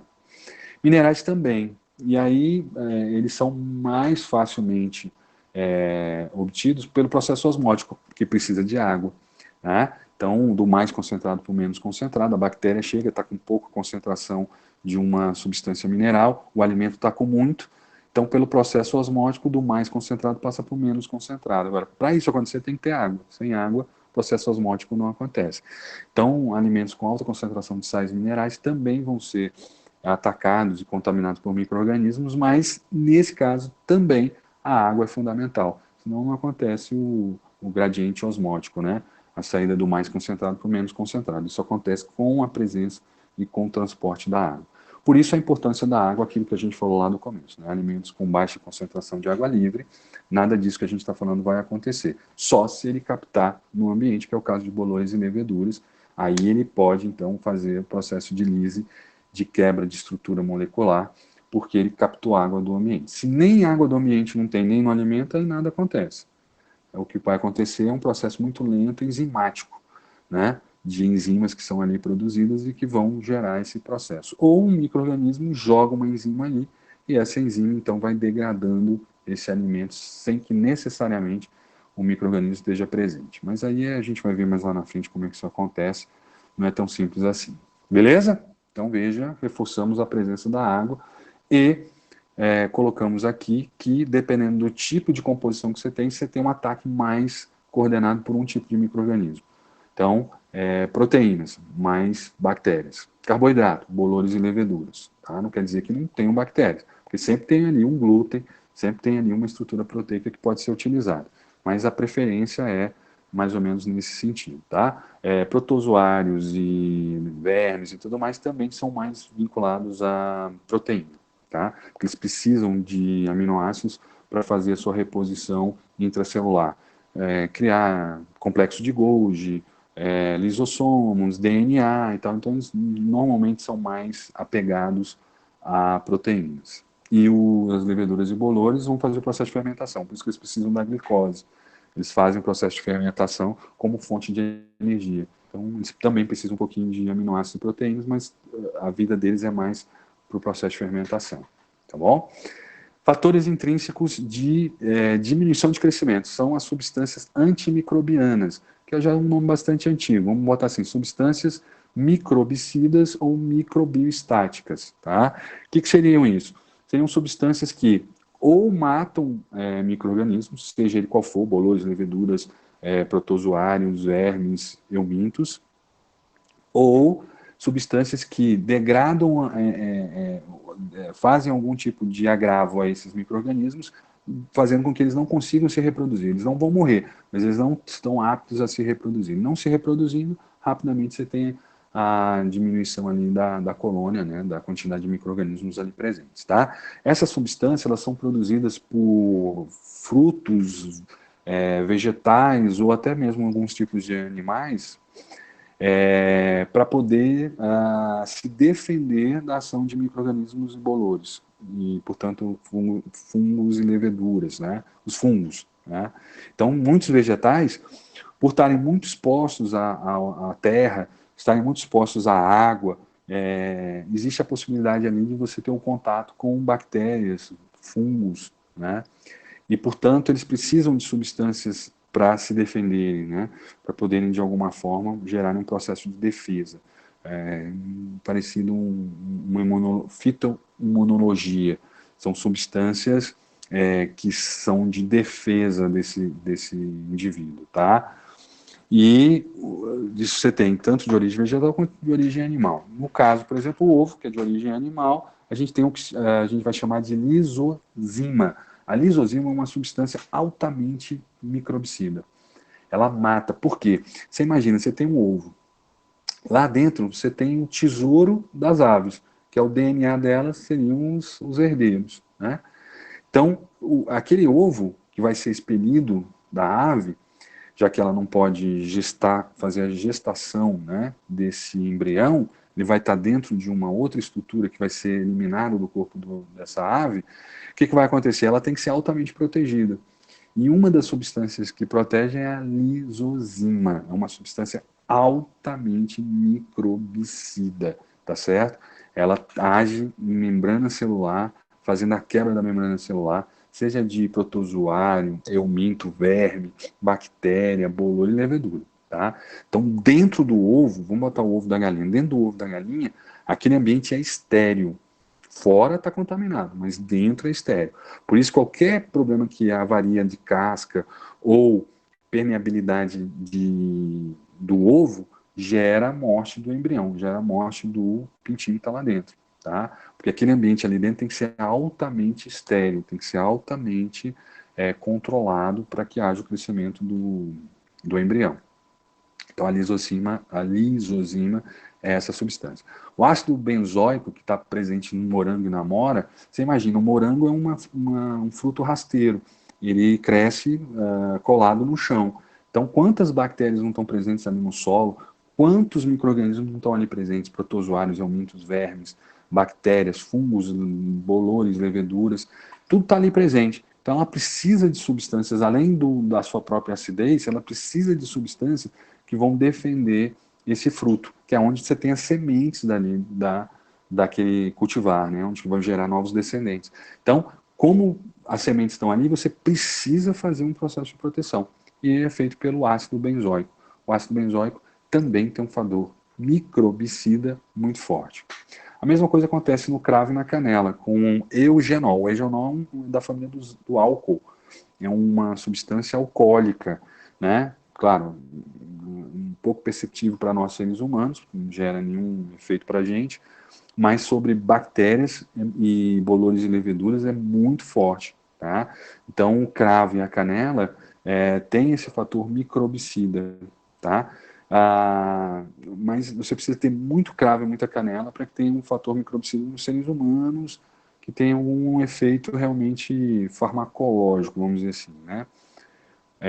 Mas para a própria planta, e principalmente porque eles formam nas folhas, né, nas flores. Então, tanto cravo quanto canela, eles vão estar ou na flor ou no tronco da árvore. Então, tem muito problema com bolores, leveduras, né, tanto bolores quanto leveduras, e algumas bactérias que podem entrar em contato. Então, tem essa substância altamente microbicida. E no caso da canela, ainda tem o aldeído cinâmico, que é uma substância também extremamente microbicida, que impede que bolores, porque a canela, eles são de regiões muito úmidas, então bolores e leveduras e fungos possam atacar esse caule. Então ela cria não só uma casca bastante grossa de celulose, como também essas duas substâncias ali presentes para evitar processo de contaminação por bolores, tá? Principalmente bolores. Então é bastante eficiente. A alicina do alho, você imagina que o alho é um bulbo, né? Ele fica metade para fora, metade para, né, dentro da terra. E a terra é altamente contaminada, tem milhões e milhões e milhões de bactérias, micro-organismos, bolores, leveduras, protozoários, eumintos em 1 centímetro quadrado de terra, né? Então esse bulbo ele tem que ser defendido. Ele tem ali substâncias estruturais, que são a base de celulose, mas são muito pouco resistentes porque você precisa de um crescimento rápido, né? Então, a estrutura mesmo física não gera tanta resistência. Então, ela solta uma substância altamente microbicida, que é a alicina. A alicina é altamente microbicida. Se você pegar alho e esfregar, claro que vai ficar um cheiro desagradável, mas você esfregar em bolores e leveduras, você vai ver o quanto aquilo ali é eficiente, né? Em bactérias também. Então se faz muito na produção orgânica substâncias à base de alicina. Então você pega alho, corta, pica, coloca no álcool, coloca na própria água mesmo e depois faz o borrifamento. Se borrifa, né? Não sei se a palavra é borrifamento, mas não deve ser. Então se borrifa, faz ali a aspersão de água com alho, tá? E aí essa aspersão elimina muitos bolores e leveduras, sim, tá? Então é uma coisa bastante interessante. E as lactoferrinas, que são substâncias produzidas pelos mamíferos, né? São agentes imunológicos, né? São proteínas de defesa do organismo que também têm essa ação de morte, né? Microbicida de principalmente bactérias. Por isso o leite materno ele é estéril. Quando ele sai e a criança suga, essas substâncias também fazem com que você tenha uma defesa contra contaminantes. Então, mesmo que a mulher esteja suada, ou enfim, né, a criança, quando faz o processo de sucção do leite, essas substâncias são altamente microbicidas, né? Agora, é claro, se você pegar um leite, tirar, colocar num copo e deixar sobre meio ambiente, aí bactérias muito poderosas em bolores de leveduras vão agir e, por processo de seleção natural, alguns vão conseguir fazer o processo de degradação. E essas substâncias elas são importantes na hora da amamentação. Depois elas vão, claro, pela própria concentração no alimento, vão perdendo essa capacidade de defesa contra micro-organismos, tá? Então, elas são altamente reagentes, mas guardar e deixar e tomar daqui a 2, 3 dias, aí o leite vai se estragando por outros caminhos. Interação entre micro-organismos. Então, existem micro-organismos que vão produzir substâncias para eliminar a sua concorrência. É o caso, por exemplo, dos lactobacilos, a gente já falou sobre isso. Eles entram, degradam a lactose, produzem ácido lático, diminuem o pH e quem não sobreviver a esse pH muito baixo não vai conseguir se desenvolver, tá certo? Então essa interação normalmente gera a eliminação de concorrentes, tá? Então os micro-organismos eles não são muito amigáveis com outros micro-organismos. Eles tendem a sobressair para poder gerar mais descendentes. Então, o que ele puder fazer para eliminar outros micro-organismos, ele vai fazer. E ele também será eliminado por quem for mais forte, né? Por quem tiver maior armamento. Então, essa interação entre micro-organismos, ela não acontece muito bem, não. Ela normalmente é de eliminar concorrência, tá? Então, são geradas substâncias ácidas, ou até substâncias parecidas com aquelas eugenol, que a gente viu no slide anterior, para justamente eliminar a concorrência. Tá? Estruturas biológicas, então você tem estruturas como, por exemplo, a casca do ovo, né, que é altamente resistente e ela tem uma certa porosidade, mas existem ali substâncias que vão, de alguma forma, fazer esse tamponamento dessa porosidade. E a lisocima vai estar ali de alguma forma também fazendo essa defesa. Mas a casca do ovo não é degradada por micro-organismos. Essa alta concentração de cálcio ali presente impede que micro-organismos possam fazer a quebra e a degradação. São micro-organismos muito específicos, tá? Isso não quer dizer que a casca do ovo não se degrade. Ela se degrada por um longo período, mas ela consegue ser degradada por bactérias que são específicas para cálcio e conseguem fazer essa degradação.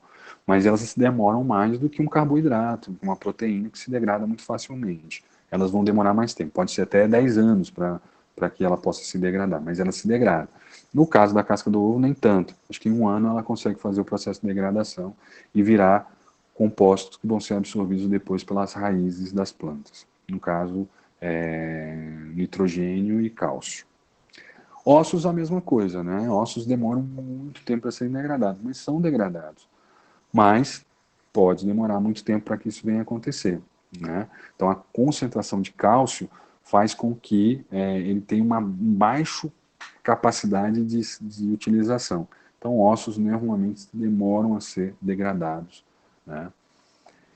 E celulose também. A celulose também é um produto de difícil degradação. Então você tem, óbvio, bactérias que são específicas em celulose. São aquelas presentes no trato gastrointestinal de ruminantes. Eles degradam celulose ali com muita facilidade. Elas estão presentes também no meio ambiente, mas nem toda bactéria tem essa capacidade, principalmente as patogênicas humanas. Elas não vão conseguir passar para o celulose. Então, como eu falei, por exemplo, uma forma de defesa da abóbora é a casca dela. É difícil a bactéria conseguir entrar ali. Das árvores, a casca de celulose. É difícil uma bactéria, um fungo, conseguir entrar ali. Não porque tenham substâncias microbicidas, não, porque a estrutura é difícil de ser quebrada e degradada. Entendeu? A celulose, as ligações alfa-glicosídicas de uma molécula de glicose para outra molécula de glicose que geram a celulose, elas são de difícil degradação para a maioria das bactérias patogênicas humanas, tá? Já o amido não, que é também uma ligação alfa-glicosídica do tipo alfa, e da celulose é do tipo beta. Então, as bactérias patogênicas humanas não conseguem fazer a degradação disso, ou dificilmente conseguem fazer a degradação desse tipo de estrutura. Beta é a ligação beta-glicosídica. A gente faz alfa-glicosídica, que é do amido, que é das farinhas, né? Mas a beta a gente dificilmente faz. E as bactérias que são patogênicas para a gente têm também essa mesma dificuldade. Então, uma banana dificilmente vai ser atacada por bactérias e tudo mais, porque aquela casca da banana é de lignina, que é um tipo de celulose. Dificilmente conseguem entrar ali. Mas entram. Bolores e leveduras conseguem depois ir degradando e as próprias enzimas da própria banana vão ali degradando. Mas demora um pouco mais para isso acontecer e gera uma maior resistência para o produto que está ali contido. Temperatura, aí a gente já está falando de fatores extrínsecos, tá? Temperatura com certeza. Então, a faixa de temperatura que você está trabalhando vai dificultar o desenvolvimento de alguns micro-organismos e vai facilitar a vida de outros. Então, por exemplo, os micro-organismos psicrófilos são micro-organismos que se desenvolvem entre 5 e 20 graus, portanto, a temperatura de refrigeração. Esses micro-organismos crescem em geladeira. Na temperatura de geladeira, eles conseguem crescer. É o caso, por exemplo, da xinguela. Ela cresce dentro da temperatura de geladeira. Então você pega lá o queijo, bota na geladeira, ela, se estiver lá dentro, ela vai continuar se desenvolvendo. Um leite, se estiver lá dentro, ela vai continuar se desenvolvendo, sem problema algum. Agora, os outros micro-organismos, principalmente degradadores e outros micro-organismos patogênicos, não. Na geladeira ele para de crescer, porque eles não são psicrófilos, tá? E tem os psicrotróficos, são aqueles que se desenvolvem entre 5 e 35 graus. Então, na temperatura de geladeira e no meio ambiente, eles também conseguem se desenvolver. Temperatura em torno de 28 graus é a temperatura do ambiente, no meio ambiente. Temperatura do ambiente. Então, eles conseguem se desenvolver sem problema nenhum, tanto na geladeira quanto em temperatura ambiente. É o caso, por exemplo, também da xinguela, né? Os mesófilos, a grande parte dos micro-organismos patogênicos são mesófilos. Eles crescem em temperatura ambiente, em torno de 28, 26 a 45 graus. Então eles crescem tanto numa cidade fria, em Curitiba, por exemplo, quanto numa cidade quente, quanto Teresina, no Piauí. porque a temperatura deles varia entre 20 e pouquinho, né? Aqui está 30, mas seria entre 25, 26 até 45 graus. É a temperatura ambiente, é a temperatura que você vai encontrar num jardim, que você vai encontrar na sua cozinha. Então, as bactérias patogênicas, na sua grande maioria, são mesófilas, tá certo? Por isso a gente usa a geladeira como uma forma de conservação dos alimentos, principalmente dos micro-organismos patogênicos, tá certo? E os termófilos são aqueles que conseguem se desenvolver em temperaturas entre 55 e 75 graus. Então, aquela estufa que você acha que está preservando o alimento, ela está fazendo crescimento de termófilos. E um deles, muito importante termófilo, é o Staphylococcus aureus. Então, toda vez que eu meto a mão no alimento, coloco lá na estufa, aquela temperatura da estufa é maravilhosa para o crescimento de micro-organismos, né? Por isso é que quando você chega num bar e um boteco, vamos dizer assim, um boteco, não sei se vocês vão, né? Não deveriam ir. Mas quem quiser ir, quando chega lá no boteco, você tem aquela estufazinha ali e lá os salgadinhos e tal. Não coma alimentos dali, porque a chance de um estafilococcus estar ali presente e aquela temperatura que você acha que está ótima, 45, 60 graus, o micro-organismo vai se desenvolver ali, certo? Então ele está num crescimento lag de desenvolvimento. Isso, não faça isso. Não faça isso, tá certo? Então, assim, estou dando um exemplo do boteco, mas, enfim, né? Pode ser também um restaurante muito chique, onde a temperatura não está adequada. Então, uma temperatura entre 35 e 45 graus Celsius é maravilhoso para esses micro-organismos. A gente chama de crescimento lag. Eles crescem muito rapidamente, tá? Então, comida de rua, mas também tem bons restaurantes também, se não tiver a verificação de temperatura, podem, né, apesar de estar num richô, estar num ambiente super chique, pode estar tendo crescimento sem problema algum. Falta a verificação da temperatura, né? A gente fala boteco porque aí já associa, né, na mente. Mas restaurantes chiques também, muito chiques, né? O problema é a verificação de temperatura. Por isso que a obrigatoriedade na legislação que a gente vai ver da verificação do monitoramento da temperatura, justamente para evitar essas temperaturas de bactérias mesófilas, entre 30 e 45 graus. Isso é perigoso, porque 90%, 95% das bactérias são mesófilas, bactérias patogênicas são mesófilas, tá? Aí o resto é mais degradadoras e tal, e às vezes nem fazem nada no alimento. Então lá são bactérias, mas não cheiram nem fedem, vamos dizer assim, né? Em termos de microbiologia e higiene dos alimentos. Beleza? Tranquilo? Então vamos lá para outro fator extrínseco, umidade relativa do ar. A gente já falou bastante sobre isso, agora é só finalizar mesmo. Seria a umidade do ar. Então você vê, numa casa, onde você tem muito bolor e levedura? No banheiro e na cozinha. Por quê? É onde você tem o maior movimento de água, é onde você pode ter uma maior umidade do ambiente. Né? Então, cidades muito úmidas, né? Você chega, por exemplo, em Belém do Pará, Manaus, são cidades com muita umidade, você tem muita mata, as plantas estão ali gerando umidade, né? São locais, Salvador, mar, né? As cidades praianas, né? Opa, Salvador, soteropolitana. Aí você tem muita umidade, então são locais onde o banheiro vai estar sempre com bolor, a geladeira, tanto dentro quanto fora, muito bolor. Por quê? Porque você tem muita umidade, o ar gera muita umidade. Bolores, aí é para bolor e levedura. Bolor e levedura captam essa umidade do ar e conseguem se desenvolver sem problema algum. E também tem a questão do processo de absorção de umidade, que é o seguinte, um alimento, quando ele é exposto à umidade, ele absorve essa umidade. Exatamente. Então, o crescimento, né, de fungos e bolores gera isso também. Esse processo de irritação também. Mas aí mais num outro contexto, mas também.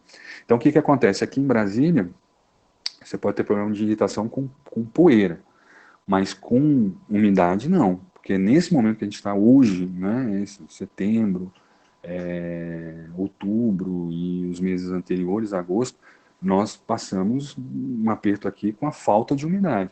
Então, é um momento onde você coloca um alimento na sua cozinha e dificilmente ele estraga, né? mais bolores e leveduras estão ali presentes. Então, se tiver umidade, ele vai atacar.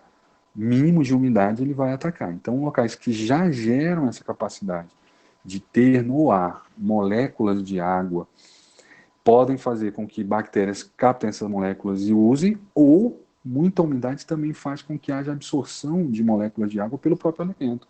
Se você pegar um biscoito e colocar ele próximo de uma fonte de água, você vai ver que ele vai ficando amolecido, amolecido, por quê? Porque ele está absorvendo a umidade do ambiente. E isso gera um maior AW para ele e gera uma possibilidade dele ser, mesmo ele, teoricamente, tendo um AW muito baixo, num ambiente com muita umidade, a absorção dessa umidade. Ele, de forma geral, está seco, mas a parte mais externa dele gera umidade. Existe a possibilidade de crescimento de micro-organismos ali. Tá? Então, isso é uma coisa que a gente tem que levar em consideração. E o outro é a concentração de gases no ambiente. Alguns gases são altamente microbicidas. Por exemplo, gases à base de carbono, chamados de gases carbonados, substâncias carbonadas, que é o dióxido de carbono, o monóxido de carbono. Eles são tão autorreativos que, quando eles são captados pelo micro-organismo, entra ali o dióxido de carbono ou o monóxido de carbono e não se desliga. Então, aquela região do micro-organismo fica presa, fica sem eficiência, ela fica inativa, e isso mata o micro-organismo. Então, altas concentrações de dióxido de carbono e monóxido de carbono matam qualquer tipo de ser vivo. Seja uma planta, por quê? Porque essa ligação vamos dizer assim, essa ligação extremamente estável das substâncias à base de carbono fazem com que aquele terminal não seja mais utilizado. Então, a planta, a bactéria, o micro-organismo e os seres vivos morrem. Tá? Quem nunca ouviu falar que a gente não pode ligar o carro num ambiente fechado, senão você vai morrer. Num dia quente, num dia frio, você fecha lá, você está numa garagem fechada, e você liga um carro e ele fica soltando ali, né, monóxido, dióxido de carbono, chega um ponto que a pessoa vai morrer. Por quê? Porque essas substâncias são altamente reativas, mas elas não desligam da onde elas ligam. Elas têm um poder de oxirredução muito forte, muito mais do que o oxigênio sozinho. Então, onde elas ligam, elas não conseguem desligar. E aí, esses terminais de absorção de micro-organismos ficam saturados, eles não conseguem desligar. E aí, o micro-organismo morre, a célula morre, por não conseguir mais absorver oxigênio, seja lá o que for. Então, esses terminais ficam saturados, que a gente chama, eles não conseguem desacoplar para poder acoplarem a outras substâncias. Então, você tem a morte. Se você pegar monóxido de carbono e colocar numa planta, ela morre. Numa bactéria, ela morre. No ser humano, ela morre. Se você fechar um quarto e jogar monóxido de carbono, botar uma descarga de carro lá e jogar, todos e qualquer ser vivo morre ali, justamente por esse poder de oxirredução altamente de alta capacidade de ligação e acoplamento das substâncias carbonadas, né? Dióxido de carbono, monóxido de carbono. O oxigênio também, o oxigênio em grande concentração, ele vai promover muita ligação e ele vai promover um processo de oxidação muito forte, tá certo? E pela alta concentração, mesmo que você consiga desligar, ele fica se ligando toda hora. E aí não consegue você captar outras substâncias importantes. Então, muito oxigênio também não é bom. Ele gera degradação celular, tá certo? Então, a gente envelhece por quê? Porque a gente respira. Quando você nasce lá, você está novinho, está tudo novo. Por quê? Você está começando a respirar. Quando você fica velho, por que você fica... Por vários outros processos, né? Claro que não é assim tão básico e tem várias variáveis. Mas uma coisa que mata uma célula é o uso do oxigênio, é a ação do oxigênio. Então, existe o envelhecimento celular, o principal processo de envelhecimento, o principal agente de degradação celular é a presença do oxigênio. O oxigênio é muito reativo e muito degradador. Quanto mais oxigênio, pior, por incrível que pareça. Nitrogênio também. O nitrogênio ele é altamente tóxico, porque ele também se liga e dificilmente ele consegue promover o desligamento. Então, muito nitrogênio, né, uma alta concentração de nitrogênio pode gerar morte. Por quê? Porque aqueles indivíduos que precisam de oxigênio vão se ligar mais rapidamente ao nitrogênio. E aí não vão se oxigenar e vão morrer, né? Então, Para a gente terminar, para finalizar a nossa aula, né, a gente já está quase no finalzinho, vamos falar de micro-organismos indicadores, né? E aí, o que seriam micro-organismos indicadores? Então, falamos de fatores intrínsecos e extrínsecos, e agora a gente vai lá para um dos últimos temas da nossa aula, que são micro-organismos indicadores. Micro-organismos indicadores são grupos de micro-organismos que a gente não sabe muito bem quais são os micro-organismos que estão ali, mas eles conseguem sobreviver em condições muito parecidas com os micro-organismos patogênicos. Então, se eu encontro um micro-organismo indicador, que não necessariamente é um micro-organismo patogênico, ele vai me dizer que, se ele está ali, um patogênico pode estar também. Porque as condições de pH, de concentração de oxigênio, de nutrientes ali presentes, tudo aquilo que a gente viu antes é favorável para o crescimento de um micro-organismo patogênico. Então, se eu faço um exame e consigo detectar um micro-organismo indicador, o que eu estou querendo dizer ali é que naquele alimento existem condições para o desenvolvimento de micro-organismos patogênicos. Então, nem sempre esse micro-organismo indicador é um micro-organismo patogênico, mas ele é um micro-organismo que vive sob as mesmas condições ambientais e nutricionais de um micro-organismo patogênico. Deu para entender? Então, se eu faço um exame de laboratório e acho esses micro-organismos patogênicos, eu não preciso nem dizer que ali tem uma bactéria patogênica. Eu já sei que aquele alimento, no processo de produção dele ou de armazenamento, foram geradas condições para um micro-organismo patogênico estar ali presente. De oxigênio, de substâncias nutritivas, de temperatura, de tudo isso que a gente viu até agora, foram geradas condições para aquele micro-organismo, provável micro-organismo patogênico, estar ali presente naquele alimento. Tá bom? Então, quando vocês ouvirem falar, foi feita uma análise de coliformes no alimento e acharam coliformes em grande quantidade. Os coliformes são micro-organismos indicadores. E a presença daqueles micro-organismos ali, que eu não sei qual que é, mas é um grupo muito grande, nesse grupo tem bactérias, micro-organismos patogênicos. Então, se eu encontrei coliformes, eu com certeza também poderia, ou tem, mas aí é só uma possibilidade, micro-organismos patogênicos, tá bom? Por isso que, para eu falar que o micro-organismo é indicador, ele tem que ter uma fácil detecção, daí a gente consegue dar essa resposta o mais rápido possível.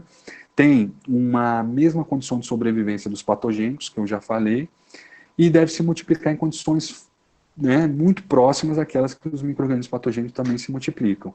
E ele não pode ser micro-organismo da flora natural, nem da água, nem dos seres humanos, porque senão você dá um falso positivo.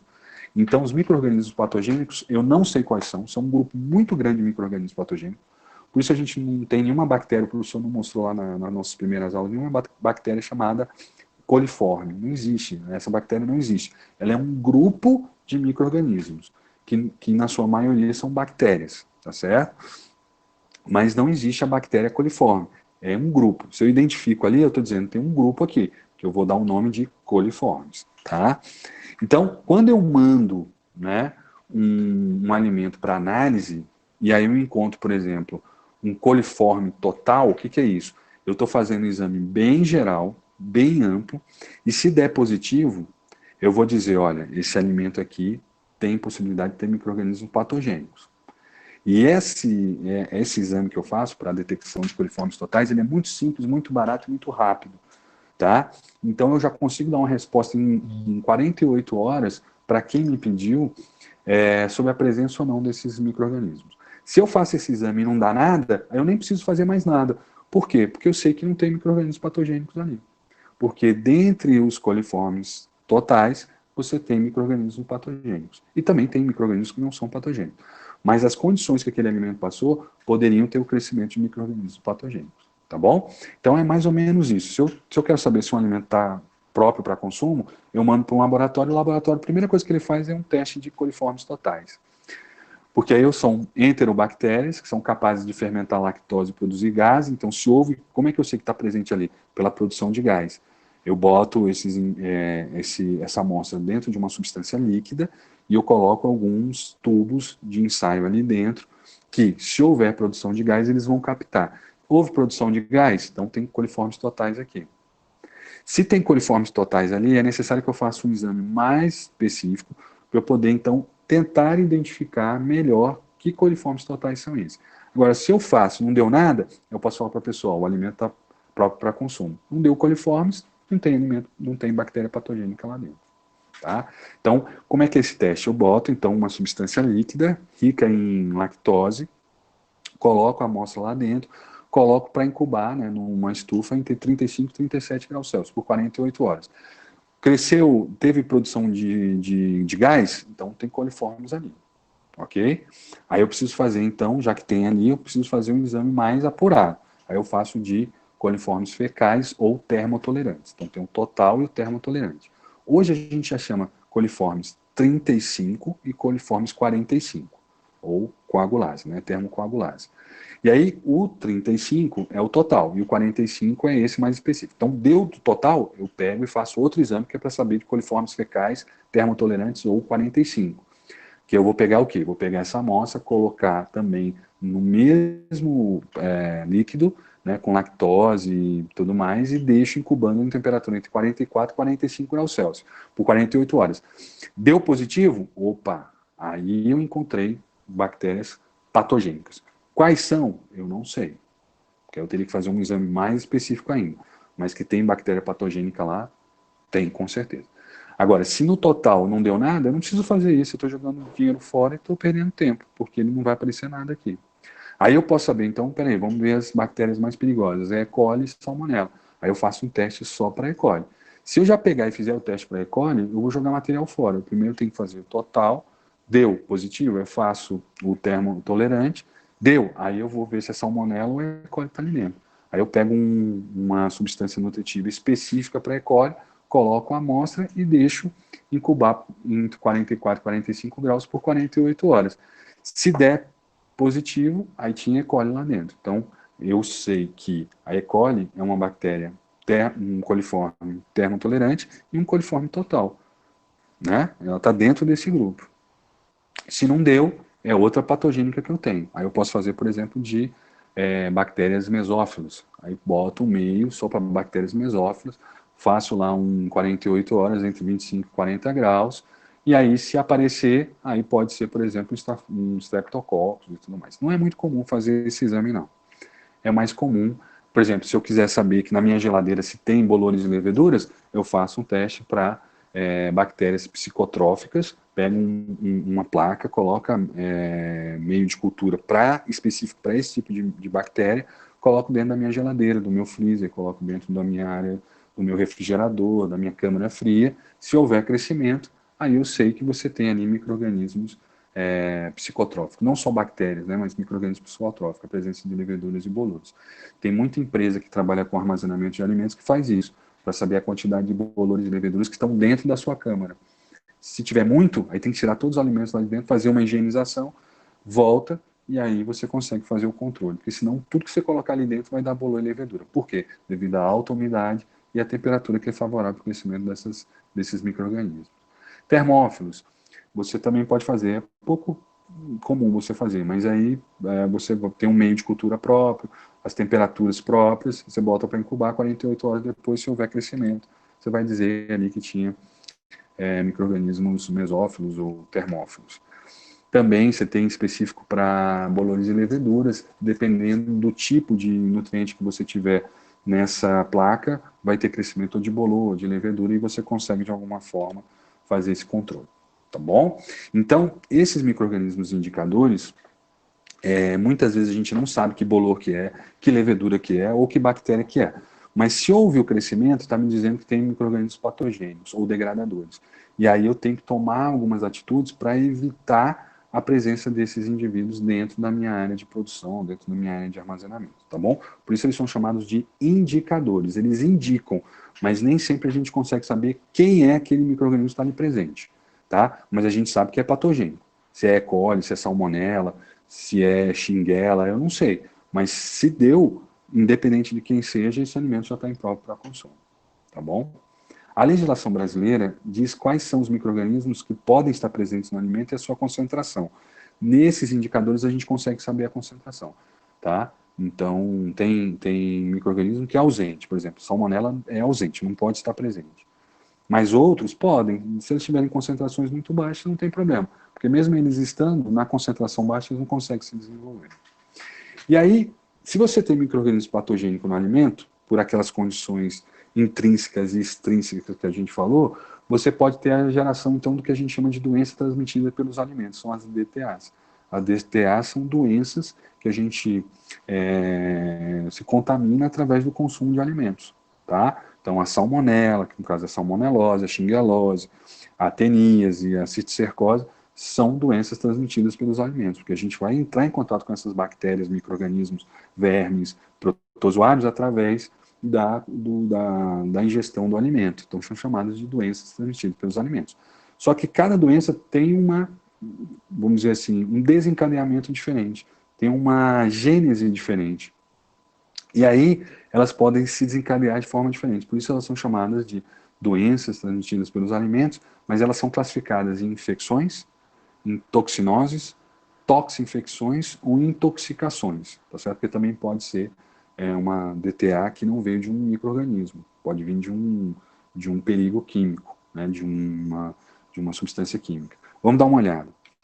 Então, quando eu digo que uma DTA é uma infecção, eu estou dizendo que existe ali um micro-organismo vivo que vai parasitar uma célula do meu organismo. Por exemplo, no caso da salmonela. A salmonela é uma bactéria que entra no nosso organismo, ela usa uma célula do trato gastrointestinal para produzir novos indivíduos e gerar toxinas. Então, nesse caso, a gente está falando que ela é uma DTA do tipo infecção. O micro-organismo, ele é que causa toda a sintomatologia e causa a doença. Tá bom? Você tem também aí a salmonela é uma delas. Vamos ver outra aqui. Você tem alguns vírus, né, também fazem isso. Eles vão criar, por exemplo, a hepatite A. É uma DTA do tipo infecção. Porque o vírus chega, ele é parasita celular, vai parasitar a célula do trato gastrointestinal, vai criar novos indivíduos e vai gerar toda a doença, que é a hepatite A. É uma infecção alimentar. Uma toxinose, o que é isso? Você se alimenta da bactéria, só que a bactéria não causa problema nenhum. Quem causa o problema é a toxina que ela produz. Aí o Bacillus cereus é um bom exemplo disso. Você come Bacillus cereus. Se ele não produziu toxina, você não vai ter problema nenhum. Porque a bactéria mesmo não dá problema nenhum. O problema é a toxina que ela produziu. Também é o caso dos bolores. Você comeu um bolor, tranquilo, mas se ele produzir a micotoxina, quem faz o problema não é o bolor, é a micotoxina. Então você tem uma toxinose alimentar. Você foi intoxicado por uma substância produzida por um micro-organismo, uma toxina. Toxinfecção. Aí você tem um problema que o micro-organismo gera problema e ele também gera toxina, que é o caso do Clostridium perfringens e é o caso da salmonela também. Ela é problema, porque sem a toxina dela ela já gera problema, como é o caso também do Clostridium perfringens, e eles ainda geram toxina, quer dizer, você tem dois problemas aí, a infecção pela bactéria, pelo micro-organismo e mais a toxina dele. Então a gente chama de toxinfecção. Você tem um problema, uma doença ou um agravo realizado pelo micro-organismo e pela substância tóxica que ele produziu.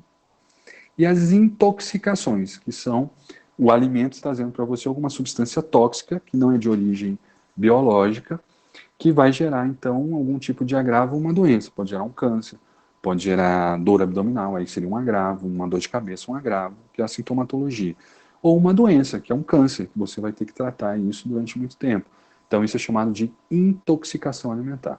Então, normalmente, quando uma pessoa leiga fala assim, eu tive uma intoxicação alimentar. Então você comeu agrotóxico, você comeu algum produto químico? Não, eu comi uma bactéria e passei mal. Não, então, ou foi uma toxinfecção alimentar, ou foi uma infecção alimentar. Né? Uma intoxicação não foi, porque intoxicação é por substância química. Então a gente acaba vendo isso muito e de forma errada. Intoxicação alimentar é por substância química exógena, né? Não microbiana, não na base de micro-organismos. Tá bom? Então fica aí a dica. Então, se você teve algum problema com micro-organismo patogênico, com certeza não foi uma intoxicação alimentar. Foi uma toxinfecção, ou uma infecção alimentar, ou uma toxinose. Tá certo? Intoxicação alimentar é para substâncias tóxicas, agrotóxicos, fármacos, substâncias bioativas que podem de alguma forma gerar toxicidade no seu organismo, mas não foram produzidas por bactérias. Beleza? Moçada, obrigado aí pela atenção de vocês. Tá? Só lembrando, hoje a gente acaba, né, alguns fóruns, né, os fóruns já finalizaram no dia de hoje para vocês, mas o professor vão gerar novos fóruns. Se você não participou do fórum, fica tranquilo, porque, beleza, você já participou, tá tudo tranquilo. Se você não participou, fique tranquilo, porque no final da disciplina o professor vai abrir de novo o fórum 1, 2, 3 e 4, para que você, se você não participou, você possa participar. Você vai perder um pouquinho da nota, mas não tem problema nenhum, não. É só para controle do professor e tudo mais, tá bom? Se você já participou, obrigado. Então, só lembrando, semana que vem, beleza, uma participação só já resolve, tá? No fórum. Uma só inserção já resolve. Se você... e semana que vem nós não temos aula prática, tá, moçada? Por aquelas razões que o professor já falou, tá? Então, semana que vem não tem aula prática, mas teremos aula sim. Pode entrar aqui no Moodle que nós teremos atividade sim para você, tá bom? E essa aula será reposta futuramente.